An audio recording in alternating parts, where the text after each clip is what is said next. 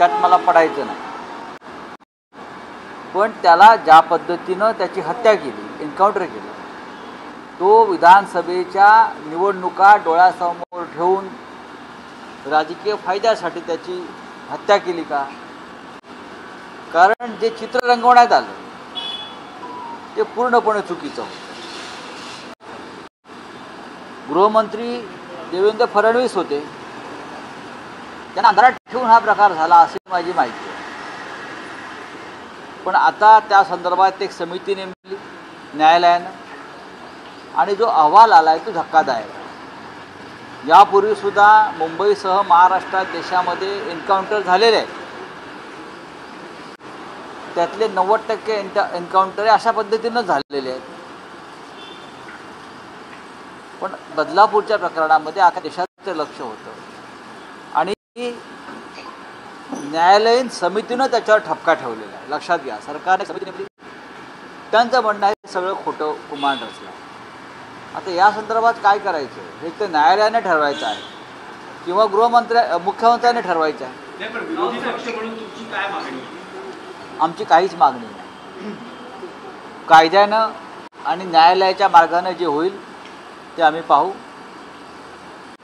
कोणावरही अन्याय होऊ नये. बोला. राहुल साहेब, एन्काउंटर झाला, एकनाथ शिंदे मुख्यमंत्री असतात, निकाल आलाय देवेंद्र फडणवीस मुख्यमंत्री असतात, त्यामुळे राजकीय वर्तुळात चर्चा अशी आहे की कोणी कोणाचा गेम केला. सध्या गेम करण्याचं प्रकरण खूप वाढलेलं आहे.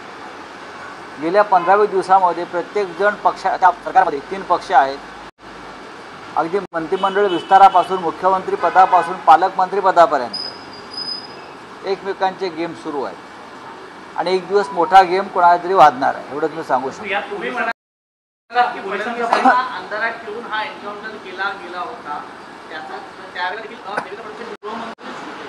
कुठेतरी परत आता काय हा बदला घेतला गेला. त्याच्यावरती कसं बोलणार? आता स्वतः मुख्यमंत्री किंवा गृहमंत्री परदेशात आहे. महाराष्ट्रामध्ये लाखो कोटी रुपयाची गुंतवणूक त्यांना आणायची आहे दावोसमध्ये. त्याच्यामुळे त्यांना आता डिस्टर्ब करणं बरोबर नाही. ते येताना 10-20 लाख कोटीची गुंतवणूक, 1000 कोटीची गुंतवणूक, एन्काउंटर वगैरे लहान गोष्टी आहेत. राजकीय फायद्यासाठी पोलिसांचे बळी नेहमीच घेतले जातात. आता या प्रकरणात सुद्धा ज्या पोलिसांनी ज्यांच्या आदेशावरून हे केलेलं आहे त्या पोलिसांच्या बळी जाणारच आहे ना. एकदा जर न्यायालयाने ठरवलं की यांच्यावर कायदेशीर कारवाई करायची तर ह्यांच्यावर 302चा गुन्हा दाखल होईल. जो त्या लखम भैया प्रकरणामध्ये 20 पोलीस तुरुंगवास जन्मठेप झाली, या प्रकरणात सुद्धा ते होऊ शकतं अशी मला पूर्ण खात्री आहे. 23 तारखेला शिंदेचा मेळावा होणार आहे कार्यक्रम. राहुल शेवाळे असं म्हणतात की काही आमदार आपले म्हणजे आपल्या बघा, होऊ द्या ना. राहुल शेवाळे काय बोलतात त्याच्यावरती राजकारण महाराष्ट्राचं ठरत नाही. त्यांच्या जीवनात दुसरं आहे काय? याला फोडायचं आहे, त्याला विकत घ्यायचं आहे, ह्याच्यावर खोटे गुन्हे दाखल करायचे आहेत, ह्याच्यावर त्यांचं जीवन पक्षाचं चालू आहे. उद्या ते असंही म्हणतील ट्रम्प सत्तेवरती आलेले आहेत, त्यांच्या पक्षाचे 5-25 खासदार 23 तारखेचे त्यांच्या मेळाव्यात त्यांच्या पक्षात येतील, म्हणजे आंतरराष्ट्रीय पक्ष होईल. पक्षातले आमदार काही संपर्कात असल्याचा दावा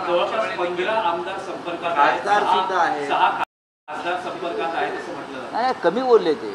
25 खासदार असतील आमचे आणि 45 आमदार असतील. ते त्यांचा आकडा चुकतो आहे शेवाळ्यांचा, काहीतरी गडबड आहे. म्हणून म्हणतो की या शिंदे गटाच्या सगळ्या लोकांनी कुंभमेळ्यात जाऊन ध्यानधारणा करणं गरजेचं आहे. मोदींनी त्यांची व्यवस्था केली आहे. ज्यांचं मानसिक स्वास्थ्य बिघडलेलं आहे त्यांनी प्रयागराजला जावं, प्रयाग तीर्थी बसावं, 5 स्टार तंबू उभारलेले आहेत, साधू महाराज आहेत, त्यांच्याबरोबर बसावं शांतपणे आणि धर्माचं काम 1 महिना करावं आणि मग महाराष्ट्रात यावं.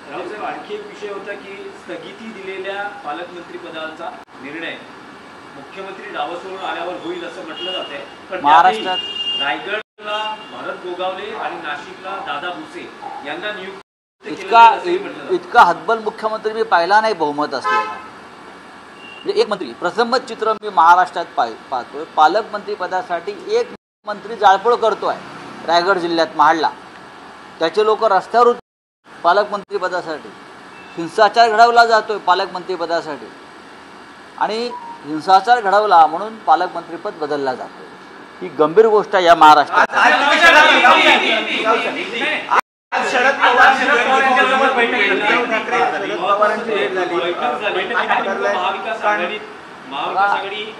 भेट झाली. दोन प्रमुख पक्षाचे नेते भेटले.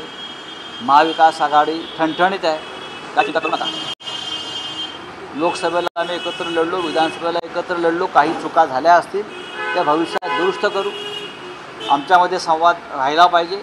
तो संवाद सुरू झालेला आहे आणि हे एक सकारात्मक लक्ष.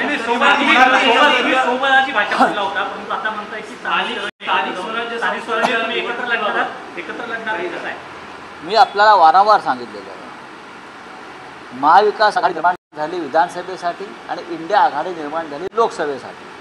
स्थानिक स्वराज्य संस्थेसाठी अशी कोणती आघाडी अद्याप निर्माण झालेली नाही. एवढंच मी सांगू शकतो.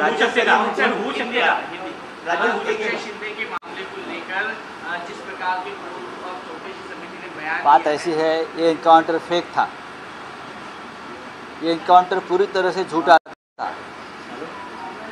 विधानसभा चुनाव में फ़ायदा पहुंचाने के लिए एनकाउंटर किया, ये अब सामने आया है. जो कमीशन राज्य सरकार उनकी है, अपहरण किया था, ये उनकी जांच है. तो अब क्या करेंगे? मुख्यमंत्री रिजाइन करेंगे या उस वक्त के मुख्यमंत्री अपने पद से इस्तीफा देंगे? ये कानून हाथ में लेकर अपने फ़ायदे के लिए पुलिस फोर्स का इस्तेमाल करना ये देश में ये बढ़ गया है और ये ठीक नहीं है. उदय सामंत ने बयान दिया